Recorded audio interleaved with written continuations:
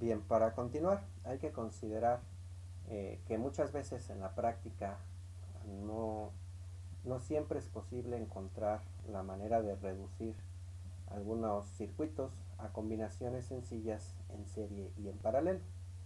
Entonces, pues, ¿qué vamos a hacer en ese caso? Por cierto, el circuito que están viendo ustedes ahorita en pantalla, pues sí se puede reducir, nada más hay que hacerlo aquí como práctica rápidamente, ¿no? Hay un montón ahí de circuitos, de resistencias.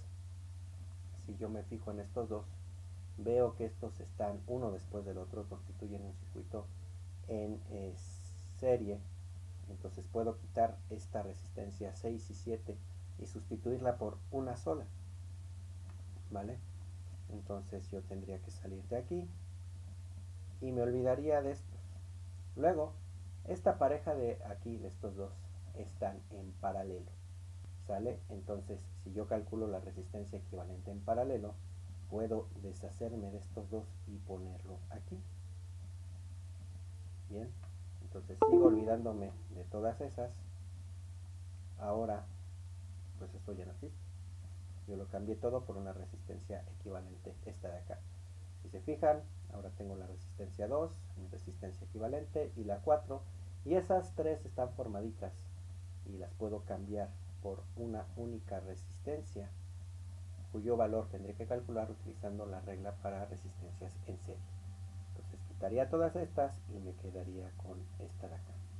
Luego vería que estos dos elementos están paralelos uno al otro y pues eso me ayuda, ¿no? Tendría que quitar estas dos y sustituirla por una resistencia en serie y con eso prácticamente tengo el ejercicio porque pues estaría en serie con esta de acá y pues eso me reduce el problema a un circuito de los que nos gustan, uno que nada más tiene la fuente de FEM, nuestros cablecitos por donde circula la corriente y una única resistencia que es equivalente a todas las demás, ¿vale?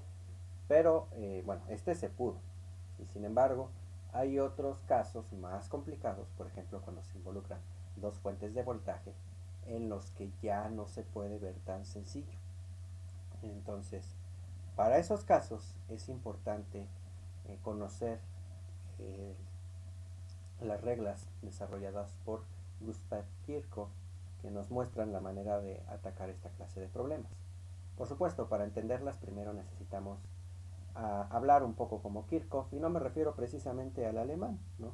Él veía los circuitos y en medio de ellos se encontraba algunos elementos que para él resultaron importantes. El primero de ellos es el de nodo, y yo ya lo mencioné hace un momentito, ¿no? En el caso del nodo, lo que nosotros podemos observar es que es una región en donde hay tres o más cables cruzados, ¿de acuerdo? Entonces, bueno, hay tres uniones y no necesariamente eh, tienen que ser independientes, pero el caso es que sí se unan aquí tres cosas, ¿no? Entonces, ¿por qué es importante esto? Bueno, hace un momento yo les explicaba que había que buscar lugares en donde la corriente se dividiera. Es decir, si yo salgo de aquí, de mi fuente de FEM, voy caminando por aquí, por este cable, ¿sí? La corriente que yo llevaba aquí y la que salió originalmente sigue siendo la misma. No se pierde nada en las esquinitas. Bien, pero en el momento en el que yo encuentro un nodo, una región como esta, la corriente parece que está obligada a tomar una decisión, ¿sale? Hay una parte que se va a seguir derecho, por así decirlo, y otra parte que va a torcer su camino. ¿Qué parte lo va a hacer derecho y qué parte va a seguir su camino? Ya habíamos dicho que no se trata de un 50-50, sino que más bien es cuestión de cuáles son los elementos que se vaya a encontrar después esta resistencia, como para identificar, ¿no? Si va a ser mucha corriente o poquita la que se va a ir por un camino determinado. Entonces, con eso en la cabeza, es como uno tiene que empezar a considerar la solución de este ejercicio.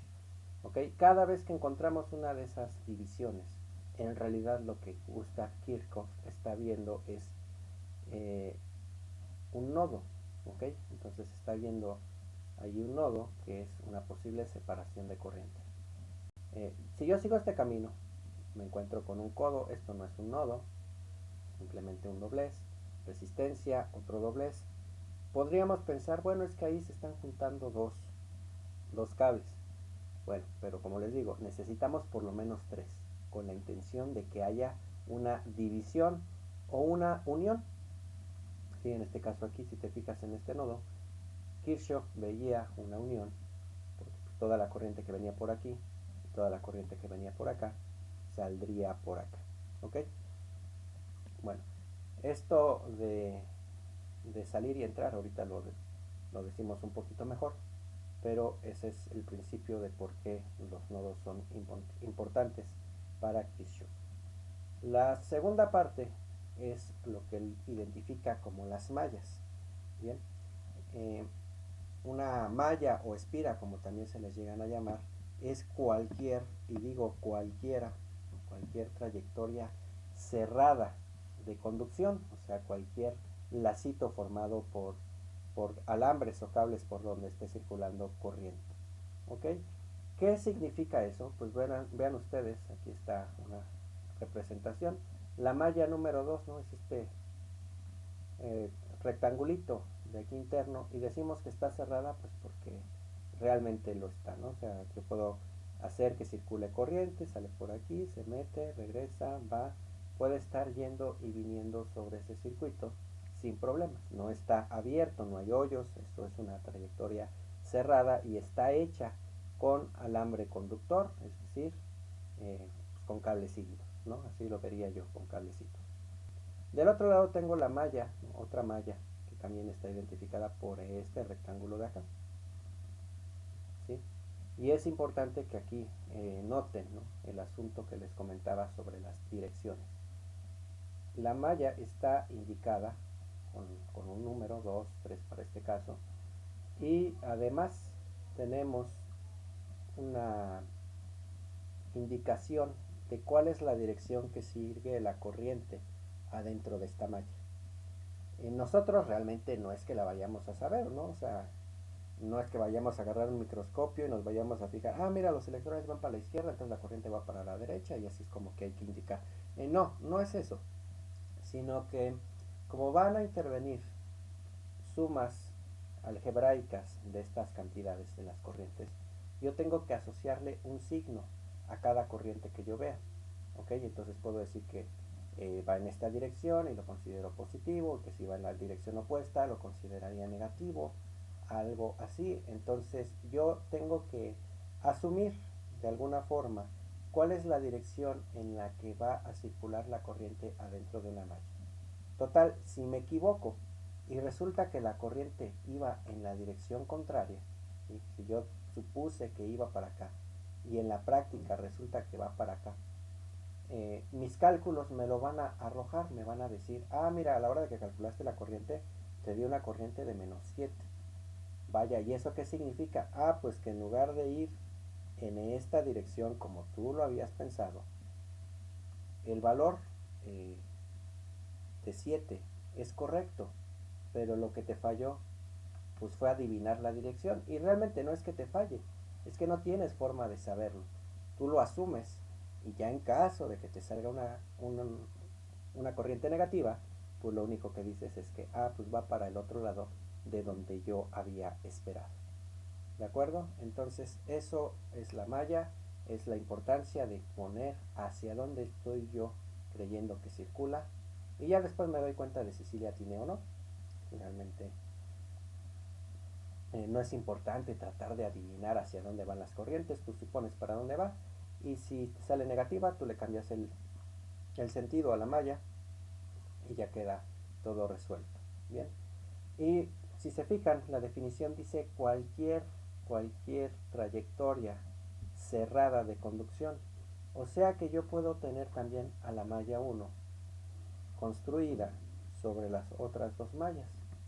Y esta malla 1 también estoy indicando hacia dónde creo yo que circula su corriente.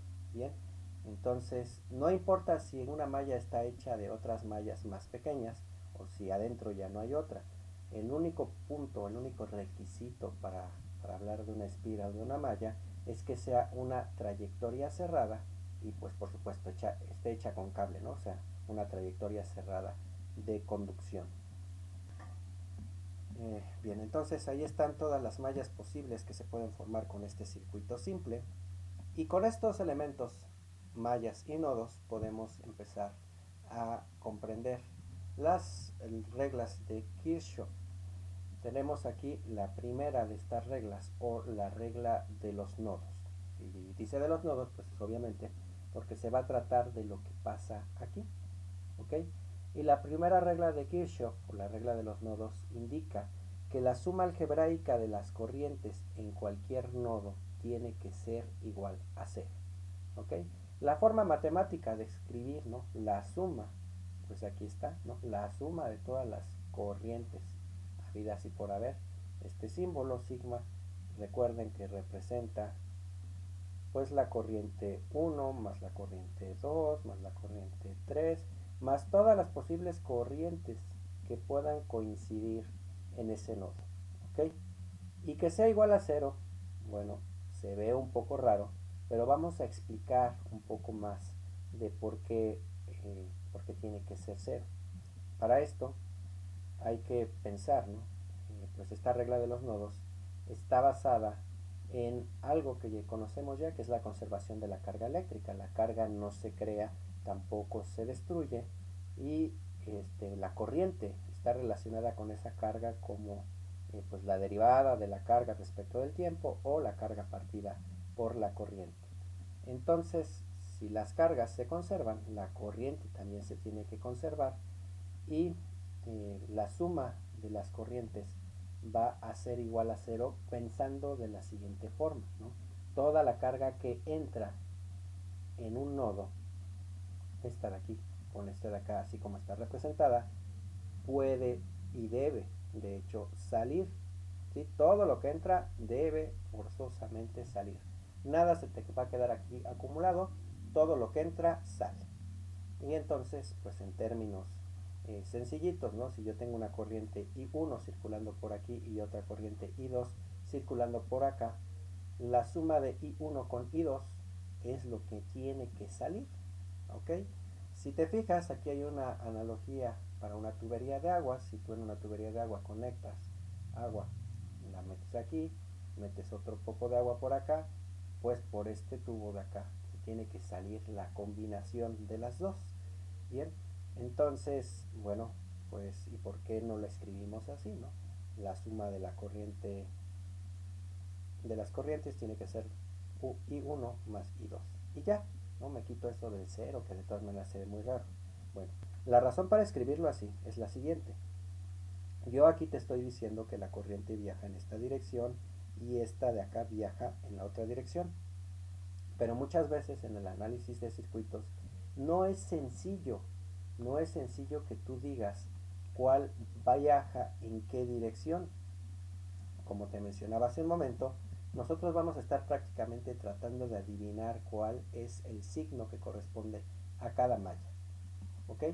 Pero realmente no es que yo sepa si la corriente entra por aquí o entra por acá, o quizás, ¿no?, lo contrario. Que tal que la corriente entraba por aquí y entraba por acá, y entonces tenía que salir por acá. Yo no lo sé, a partir del diagrama tampoco se puede determinar del todo. Así que, pues mejor lo escribo de la siguiente manera, ¿no? Cual sea el valor de aquí, I1, y el valor acá de I2, y el valor de I3, I1 más I2 más I3, el resultado de esta suma tiene que salir 0. Si yo despejo I3, me va a dar como resultado el I1 va a pasar restando, el I2 también, y yo voy a tener lo siguiente. Ajá. Voy a tener que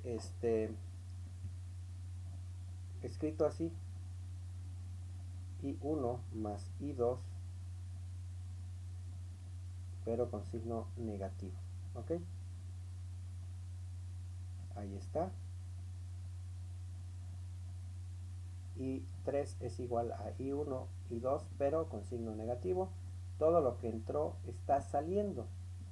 Cuando yo tengo una corriente que está entrando, le puedo asociar un signo positivo, y cuando está saliendo le puedo asociar un signo negativo, y ahí está la justificación, ¿de acuerdo? La I de salida tendría que ser lo que entró, nada más que con el signo contrario, perdón, con signo negativo. Recuerden, no se puede acumular carga eléctrica. Todo lo que entra debe salir, y debe salir al mismo tiempo, ¿ok? Entonces, pues así está la primera regla de Kirchhoff, perdón, y pues no hay como tanta complicación. Ajá.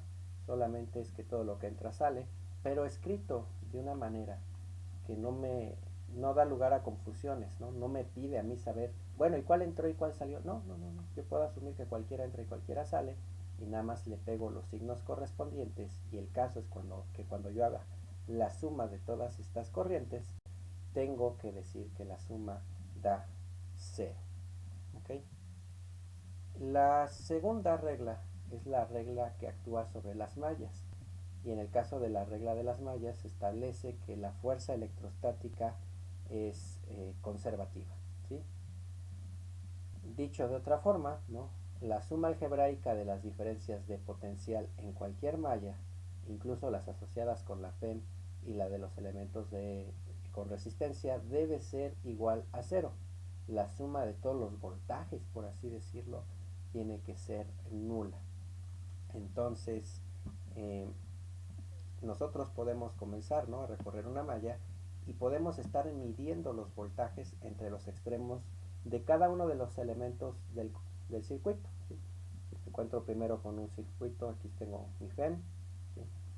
Aquí sale un elemento del circuito, acá sale otro, acá hay otro, y luego sale para acá, ¿sí? Yo puedo ir recorriendo el circuito, ¿sí? Lo puedo checar, y puedo en cada punto estar viendo cuánto vale el voltaje aquí con esto, y cuánto vale aquí respecto de esto, ¿sí? Checando todas las diferencias de potencial entre cada uno de los elementos que lo componen.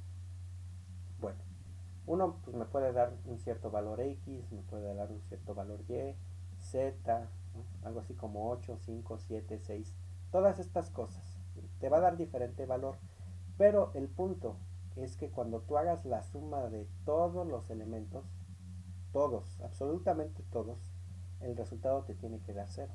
Oiga, profe, ¿y cómo? Bueno, pues es simple, ¿no? Hay que considerar también, ¿no?, aquí lo dice, incluyendo las diferencias de potencial asociadas con la FEM y los elementos con resistencia. Y entonces, si yo sumo todas esas cantidades, pues va a dar cero, lo cual pues me introduce la idea de que debe haber algunos voltajes que voy a considerar positivos, y algunos otros que voy a tener que considerar negativos para que una situación así tenga lugar. Entonces, pues hay una convención para que nosotros podamos identificar si algún elemento de nuestra malla va a tener una corriente positiva o una corriente negativa, y aquí lo estamos viendo, ¿no?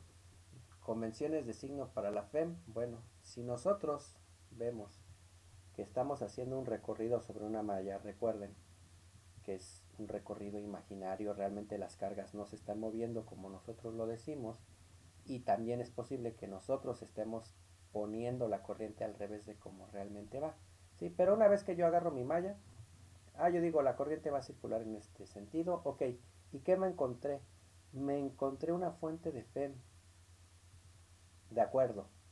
¿Qué sentido le voy a asignar a esta corriente de FEM? Bueno, hay dos posibles valores, uno positivo y otro negativo. ¿Cuál le va a corresponder? Bueno, se va a hablar eh, de un voltaje positivo para la FEM cuando a la hora de recorrer yo la malla, de aquí de menos pase a más, ¿sí? Si esto ocurre, el voltaje le va a pegar positivo, ¿sí? Este va a tener un valor mayor que cero. Pero pues yo puedo estar viendo mi malla y yo digo, pues va en esta dirección y de repente me encuentro con una fuente de FEM. Ajá. Y esta fuente de FEM tiene más aquí arribita, menos acá abajo. Y entonces, en mi recorrido, yo me encontré primero con el signo más y luego con el signo menos. Bien, entonces cuando llegue a ocurrir una situación semejante a esta, estoy pasando de más a menos en el sentido del recorrido de la malla y para este caso el voltaje asociado con la fuente de FEM va a ser negativo, ¿sí? Va a tener un valor negativo. Bien, entonces eso es para las fuentes de FEM. Si a la hora de recorrerlas paso de menos a más, la FEM es positiva. Si paso de más a menos, la FEM va a tener un voltaje asociado negativo. Luego tenemos una convención de signo para los resistores. ¿Ok? Y en este caso, pues cada vez, ¿no? que yo, la forma de visualizarlo es que cada vez que yo paso por una corriente, perdón, por una resistencia, ¿sí? Yo llevo esta dirección de recorrido, pues hay una parte de la resistencia que está a una diferencia de potencial mayor y otra que está a una diferencia de potencial que es menor. Entonces, si nosotros vemos que nuestro recorrido nos lleva a una dirección y a la hora de encontrarnos con una resistencia que tiene, ¿no? de un lado contrario, vamos a poner una flechita, ¿no? desde donde está una diferencia de potencial mayor a una menor, pues vemos aquí que los signos de mi corriente y de la resistencia pues son contrarios. Uno espera, ¿no? que normalmente la resistencia se oponga a la circulación de mi corriente, pero es más fácil verlo de dónde está una diferencia de potencial mayor, dónde está un mayor voltaje, dónde está un menor voltaje, para yo establecer cuál es la dirección de la resistencia. En el caso en el que yo me encuentre con algo así, de que yo recorra mi circuito en una dirección y la resistencia pase de un voltaje menor a uno mayor, pues aquí vamos a tener como direcciones opuestas y esto significa que le voy a asociar un voltaje positivo. Ajá. Pero la situación más típica y en la que uno piensa cuando está hablando de resistencias, pues es que yo voy a andar recorriendo una malla, me voy a encontrar con una resistencia y en esta resistencia voy a encontrar que la primera parte con la que yo me encontré tiene una, un voltaje mayor y saliendo tengo un voltaje menor. Si esto ocurre así, que pues es lo que uno normalmente espera, en este caso nosotros vamos a tener una, eh, un signo negativo para para nuestra resistencia, para el voltaje de la resistencia que yo tenga aquí. Entonces, pues vamos a poner un ejemplo rápido. Yo tengo este circuito y ahí está la resistencia, ¿vale? Aquí tengo la FEM de más a menos. Si yo decido circular en el sentido que estoy indicando con el color verde, ajá, pues aquí mi corriente va para acá, aquí sube, ok, bueno, vamos a empezar desde aquí, sube y cuando sube pasa de menos a más, entonces la FEM va a tener un valor positivo, ¿sí? Está pasando de menos a más.